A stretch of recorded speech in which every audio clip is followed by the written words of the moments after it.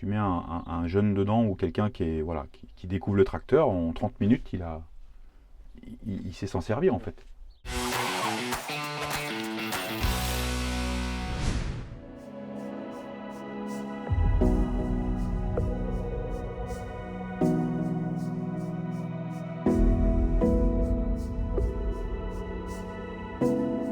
La première impression qu'on a quand on rentre, c'est une sensation de simplicité. Donc c'est une cabine qui est simple mais qui n'est pas simpliste. C'est un tracteur, tout est bien identifié. On n'a pas d'écran tactile, toutes les commandes sont sur la droite de la coudoir. 80% de ce dont on a besoin sur un tracteur, il y est. Après, il n'y a pas d'automatisation hydraulique, on ne peut pas faire trop de programmation, on ne peut pas enregistrer des outils. Enfin voilà, ça reste un tracteur simple avec les défauts et les qualités d'un tracteur simple.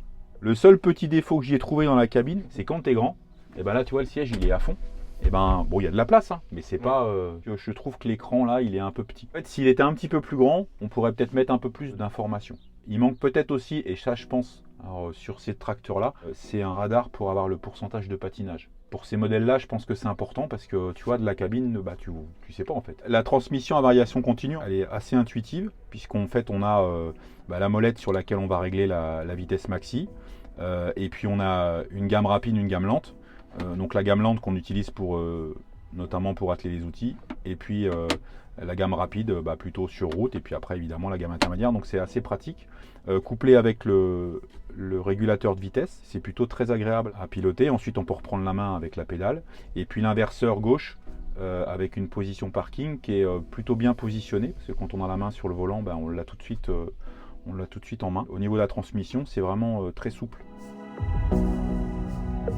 On l'a essayé sur du déchômage et puis ensuite sur du Terrano en pointe sans ailette à 25-30 cm. Donc on a fait à la fois du travail superficiel et du travail profond.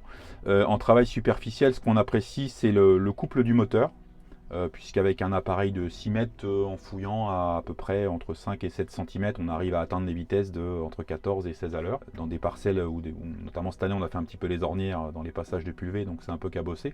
Donc on apprécie vraiment la suspension de cabine. Au niveau du Terrano, là aussi on retrouve un moteur avec du couple. Il manque probablement un petit peu de poids à l'arrière, mais ça c'est le défaut de tous ces tracteurs polyvalents avec de la puissance, c'est que je pense que pour passer la puissance aux roues, il me manquerait un petit peu des masses à l'arrière. Par contre, c'est un tracteur qui en répartition poids avant, poids arrière est plutôt bien équilibré. On le voit quand on lève l'outil, il n'y a pas de souci particulier. Un contrôle d'effort qui est plutôt réactif. Pour faire du travail profond, là on a de l'adhérence et puis le sol est relativement meuble parce qu'il a plu.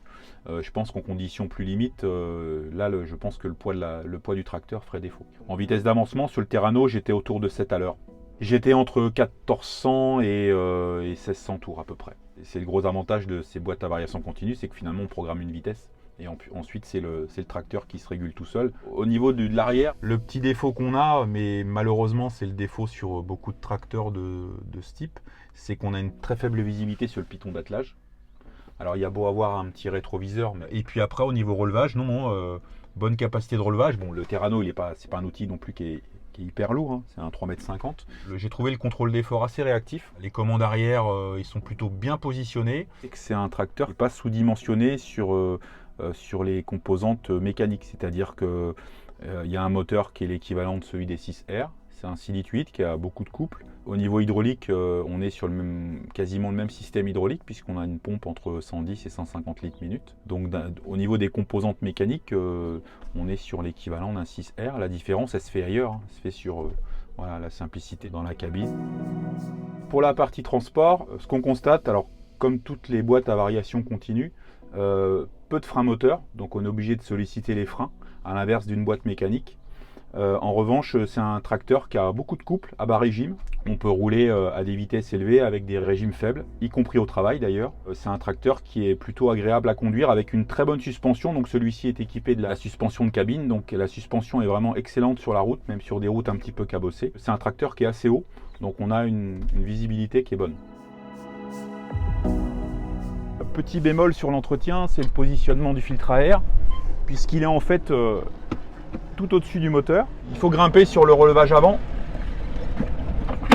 voilà, pour ensuite arriver à le sortir pour le nettoyer et le taper. C'est pas hyper pratique. Après, au niveau du reste des composantes du tracteur, on a accès très facilement aux différents filtres. Et puis les capots latéraux se démontent avec une simple clé de 13 et c'est un quart de tour. Alors sur les John Deere, on était habitué à avoir la caisse à outils en bas du marchepied. Là, elle est en haut et j'avoue que quand on veut aller chercher un outil, même si on est grand, on est obligé de monter sur le marchepied pour arriver à avoir dans la caisse à outils.